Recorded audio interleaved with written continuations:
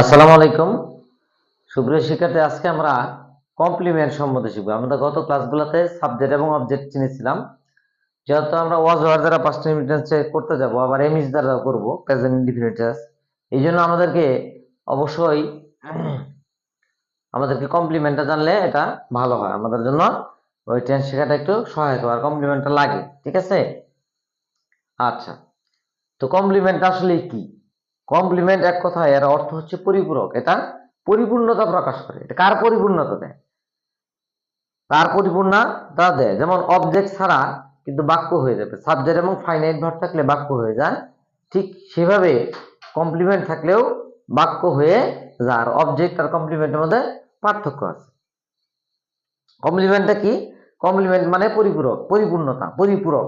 কার পরিপূর্ণতা প্রকাশ করে? এটা নাউন, এটা সাবজেক্ট এবং অবজেক্টের পরিপূর্ণতা